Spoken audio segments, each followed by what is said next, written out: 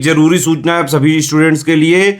Study for civil services का Android app Google play store में आ चुका है, उसको प्लीज तुरंत इंस्टॉल कर लीजिए।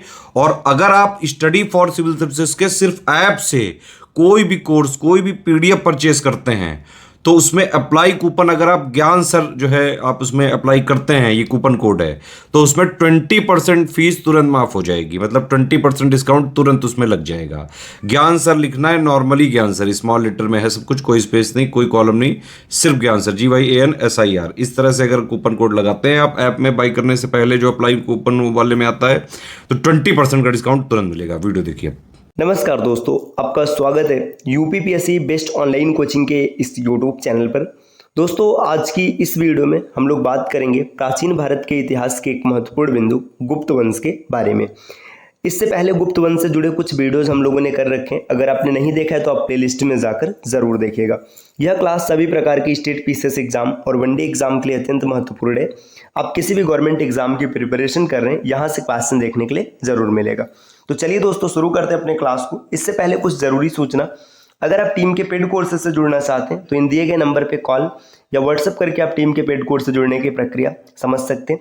इसके अतिरिक्त ज्ञान सर का व्हाट्सएप नंबर है, आप यहाँ से व्हाट्सएप के माध्यम से भी जानकारी प्राप्त कर सकते हैं। अगर अभी तक आपने प्ले स्टोर से स्टडी फॉर सिविल सर्विसेज का एप्लीकेशन इंस्टॉल नहीं किया तो इसे जरूर इंस्टॉल कीजिएगा। एप्लीकेशन के माध्यम से किसी भी कोर्स को परचेस करते समय अगर आप कोड अप्लाई करते हैं ज्ञान सर, जिसमें कि सभी लेटर्स इस्तेमाल होंगे और कोई भी स्पेस नहीं होगा, तो आपको अप टू 50% तक डिस्काउंट देखने के लिए मिल सकता है। तो चलिए दोस्तों, अब शुरू करते हैं अपने क्लास को। यहाँ पर दिया कुमारगुप्त प्रथम। कुमारगुप्त प्रथम ये चंद्रगुप्त का पुत्र था या चंद्रगुप्त का उत्तराधिकारी था, याद रखिएगा। कुमारगुप्त प्रथम ने शक्रादित्य और महेंद्रादित्य की उपाधि धारण की और अश्वमेघ यज्ञ का निष्पादन किया। तो देखिए, शक्रादित्य और महेंद्रादित्य ये उपाधि है कुमारगुप्त की, इसने अश्वमेघ यज्ञ का भी निष्पादन किया है। कुमारगुप्त प्रथम चंद्रगुप्त की पत्नी ध्रुव देवी से उत्पन्न उसका सबसे बड़ा पुत्र था। देखिए, चंद्रगुप्त और ध्रुव देवी इन दोनों से उत्पन्न सबसे बड़ा संतान था। विलसद स्तंभ लेखने में कुमारगुप्त ने स्वयं को ध्रुव देवी का संतान बताया है। इसकी जानकारी मिलती है विलसद स्तंभ लेख से। वसाड़ का राज्यपाल गोविंद गुप्त उसका छोटा भाई था, मतलब गोविंद गुप्त जो है ये इसका छोटा भाई था, ये भी बिंदु याद रखना है। कुमारगुप्त प्रथम ने सर्वाधिक वर्षों तक शासन किया, मतलब सर्वाधिक शासन करने वाला गुप्त शासक रहा। इसने कुल 40 वर्षों तक राज्य किया था। कुमारगुप्त प्रथम की स्वर्ण, रजत और तांबे की मुद्राएं प्राप्त होती हैं। सर्वप्रथम मध्य प्रदेश में मयूर शैली की चांदी की मुद्रा इसने ही चलाया था। देखिए, सबसे पहले मयूर शैली में चांदी की मुद्रा किसने चलाया था? जो इसने चलाया था किसने? कुमारगुप्त ने। आगे दिया हुआ है, इस पर उसने गरुड़ के स्थान पर मयूर की आकृति उत्कीर्ण कराई। कुमारगुप्त ने नालंदा विश्वविद्यालय की स्थापना करवाई थी। ये पॉइंट अत्यंत इंपॉर्टेंट है, इसे जरूर याद रखिएगा। नालंदा विश्वविद्यालय की स्थापना किसने करवाया? कुमारगुप्त ने करवाया था। इसको तोड़ा किसने था? तो ये बख्तियार खिलजी ने तोड़ा था, है ना। ये इसलिए भी इंपॉर्टेंट होता है क्योंकि अभी अभी मतलब कुछ दिन पहले मोदी जी ने इसका फिर से जीर्णोद्धार किया, मतलब फिर से इसको बनवाया। तो ये इंपॉर्टेंट क्वेश्चन हो जाता है, करंट से भी जुड़ रहा है, तो यहाँ से जरूर याद रखिएगा। विलसद अभिलेख में कुमारगुप्त प्रथम के शासन का सबसे पुराना अभिलेख है और गुप्त संवत 96 दिनांकित है। मतलब सबसे पुराना अभिलेख कहाँ से मिला है? विलसद से, जो 415 ईस्वी से मेल खाता है। आगे दोस्तों दिया, कुमारगुप्त प्रथम ने मंदसौर अभिलेख में पट्टवाय श्रेणी का उल्लेख किया है। हूणों के आक्रमण का भी उल्लेख भीतरी अभिलेख में मिलता है। देखिए, मंदसौर अभिलेख इसमें पट्टवाय श्रेणी का उल्लेख मिलता है, जबकि भीतरी अभिलेख यहाँ से हूणों के आक्रमण का उल्लेख मिलता है। कुमारगुप्त के मंदसौर लेख से प्रमाण मिलता है कि पट्टवाय श्रेणी रेशमी सूत बनाने वाली समिति लाट प्रदेश को छोड़कर दसपुर में जाकर बस गई थी। दसपुर में सूर्य मंदिर का निर्माण भी इसी श्रेणी ने करवाया था। तो देखिए, सूर्य मंदिर दसपुर में बना, ये भी गुप्त वंश के समय में बना, याद रखना इंपॉर्टेंट बिंदु है। मनुस्मृति के प्रमुख टीकाकार भारूची, मेधातिथि, गोविंदराज और कुल्लुक भट्ट हैं। देखिए, मनुस्मृति के प्रमुख टीकाकार कौन है? यहाँ पे इन सबका नाम दिया, भारूची, मेधातिथि, गोविंदराज, कुल्लुक, ये सब है ना। विश्वरूप, विज्ञानेश्वर और अपरार्क, याज्ञवल्क स्मृति के प्रमुख टीकाकार यहाँ पर दिए गए। दक्कन में हर्ष के सामरिक विस्तार को पुलकेशन द्वितीय ने रोक दिया था।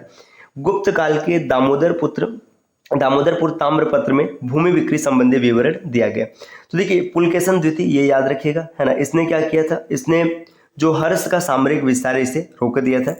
आगे दोस्तों दिया है कुमारगुप्त के प्रथम अभिलेख, मतलब कुमारगुप्त के जो अभिलेख थे इनके बारे में बताया गया। विलसद अभिलेख, विलसद अभिलेख उत्तर प्रदेश के एटा जिले में पाया गया है। कुमारगुप्त का यह पहला अभिलेख विलसत अभिलेख है ना। ये भी बिंदु याद रखना कि इनका सबसे पहला अभिलेख कौन है, विलसत अभिलेख। इसमें ध्रुव शर्मा नामक ब्राह्मण द्वारा महासेन, जिसे कि कार्तिकेय नाम से भी जाना जाता है, कि मंदिर बनवाने का उल्लेख किया गया। देखिए महासेन मतलब कार्तिकेय मंदिर का निर्माण किसने करवाया, ध्रुव शर्मा ने। इसमें कुमारगुप्त प्रथम तक गुप्तों की वंशावली प्राप्त होती है। मनकुवर अभिलेख, यह अभिलेख इलाहाबाद उत्तर प्रदेश में स्थित है। मनकुवर अभिलेख बुद्ध की प्रतिमा के नीचे भाग पर लिखा गया है। इस बुद्ध मूर्ति का संस्थापक बुद्धमित्र नामक बौद्ध भिक्षु था। इसमें कुमारगुप्त ने केवल महाराज कहा गया। तो देखिए ये क्वेश्चन बन सकता है कि किस अभिलेख में इसे महाराज कहा गया, तो मनकुवर अभिलेख। नेक्स्ट यहाँ पर दिया है गढ़वा के शिलालेख, मतलब 2 शिलालेख यहाँ पर है। तो यह शिलालेख इलाहाबाद उत्तर प्रदेश में स्थित है। इसमें दिनार किसको कहते हैं, जो सोने का सिक्का होता है इसको दिनार कहते हैं, तथा पाटलिपुत्र में दान से चलाने वाले सत्र का वर्णन हुआ है। मंदसौर, यह अभिलेख मध्य प्रदेश के मंदसौर में स्थित है। इस लेख में 1885 में पेटरसन ने प्रकाशित किया था, परंतु खोजने का श्रेय फ्लिट के एक लिपिक को दिया जाता है। आगे दिया है करमंदड़ा अभिलेख, ये फैजाबाद में स्थित है, बस इतना याद रखिएगा, करमंदड़ा अभिलेख फैजाबाद में स्थित है। नेक्स्ट उदयगिरी अभिलेख या गुहालेख, ये मध्य प्रदेश में है। तुमैन अभिलेख ग्वालियर मध्य प्रदेश में। सांची अभिलेख मध्य प्रदेश में। मथुरा अभिलेख उत्तर प्रदेश में स्थित है। इस अभिलेख में विद्याधरी शाखा जैन मुनि दलिताचार्य का जीवन वृत्त दिया गया। तो देखिए यहाँ पे जैन मुनि दलिताचार्य हैं, इनके बारे में बताया गया है। तो दोस्तों ये बिंदु रहे कुमारगुप्त के बारे में। नेक्स्ट दिया है स्कंदगुप्त। देखिए स्कंदगुप्त के बारे में भी समझते हैं। यहाँ पे इनका शासनकाल छोटा सा दिख रहा है ना, 65 से 67, मतलब 12 वर्षों का शासन दिख रहा है। स्कंदगुप्त गुप्त वंश का अंतिम महान शासक था। जूनागढ़ अभिलेख में उल्लिखित है कि सभी राजकुमारों का परित्याग कर लक्ष्मी ने स्वयं स्कंदगुप्त का वर्ण किया था। स्कंदगुप्त की लक्ष्मी प्रकार की स्वर्ण सिक्कों पर लक्ष्मी और राजा स्कंदगुप्त की कोई वस्तु प्रदान करते हुए चित्रित की गई। देखिए स्कंदगुप्त ने क्या किया कि ऐसे सिक्के चलाए थे जिसमें लक्ष्मी माता इसे कुछ प्रदान करते हुए दिखाई गई हैं। स्कंदगुप्त के स्वर्ण एवं रजत सिक्के मिलते हैं। सर्वप्रथम स्कंदगुप्त के समय में ही गुप्त स्वर्ण मुद्राएं 144 ग्रेन में ढाली गई थी। आगे दिया लक्ष्मी या राजलक्ष्मी प्रकार की स्वर्ण मुद्रा स्कंदगुप्त ने ही चलाई थी। स्कंदगुप्त ने तांबे के भी कोई सिक्का इसने प्रचलित नहीं किया था। तो ये बिंदु याद रखना है कि स्कंदगुप्त ऐसा गुप्त शासक था जिसने तांबे का सिक्का नहीं चलाया। आगे दिया है हूणों का पहला भारतीय आक्रमण स्कंदगुप्त के समय में हुआ था। हूणों का नेता खुशनवाज था। देखिए तो सबसे पहले हूणों में आक्रमण किसने किया था, खुशनवाज ने किया था। भीतरी स्तंभ लेख में स्कंदगुप्त एवं हूणों के बीच युद्ध का विवरण मिलते हैं। स्कंदगुप्त ने सफलतापूर्वक हूणों को परास्त कर दिया था। महमूद गजनबी द्वारा गुजरात के सोमनाथ मंदिर के नष्ट किए जाने के बाद कुमारपाल ने उसका पुनरुद्धार करवाया था। स्कंदगुप्त के शासनकाल में सौराष्ट्र की प्रांतपति पर्णदत्त था। देखिए यहाँ पे बताया जा रहा है कि जो सौराष्ट्र जहाँ पर सोमनाथ मंदिर है उसका जो प्रांतपति मतलब उसका देखरेख करने वाला था, मालिक था, ये पर्णदत्त था। मंदसौर अभिलेख में 10 पूर्व के सूर्य मंदिर निर्मित करवाने का उल्लेख प्राप्त होता है। महाकवि बाणभट्ट शाहबाद में के रहने वाले थे। तो ये क्वेश्चन देखिए बाणभट्ट का नाम कई बार आया है, इसने इन्होंने हर्ष रचित की रचना की है ना। ये शाहबाद के रहने वाले थे। गुप्त शासक स्कंदगुप्त के शासनकाल में सोने के सिक्के का वजन सर्वाधिक था। तो देखिए जब स्कंदगुप्त का समय चला था तो इस समय सोने के सिक्के सबसे वजनी हुआ करते थे। गुप्तोत्तर काल में सामान्य ब्याज की वार्षिक दर 24% थी, मतलब जो ब्याज दर लिया जाता था 24% लिया जाता था। यहाँ पर दिया स्कंदगुप्त के अभिलेख। तो स्कंदगुप्त के अभिलेख के बारे में देखिए दोस्तों, यहाँ पर सब अभिलेख दिए गए। इसके बाद सिक्कों से संबंधित महत्वपूर्ण तथ्य है ना। ये गुप्त वंश की जो अगली क्लास होगी इसमें हम लोग पूरे टॉपिक को डन करेंगे, यहाँ तक डन करेंगे है ना। तो नेक्स्ट आपसे मिलते हैं अगले वीडियो में। वीडियो छोटा इसलिए रखा जाता है ताकि आप आसानी से उसको रिवाइज कर पाएँ, कोई दिक्कत ना हो। अगर आप टीम के पेड कोर्सेज से जुड़ना चाहते हैं पीसीएस की कंप्लीट प्रिपरेशन के लिए तो इन दिए गए नंबर पे कॉल या व्हाट्सएप करके आप टीम के पेड कोर्स से जुड़ने की प्रक्रिया समझ सकते हैं। ये ज्ञान सर का व्हाट्सएप नंबर है, आप यहाँ से व्हाट्सएप के माध्यम से भी जानकारी प्राप्त कर सकते हैं। और प्ले स्टोर से स्टडी फॉर सिविल सर्विसेज का एप्लीकेशन इंस्टॉल करना ना भूलेगा।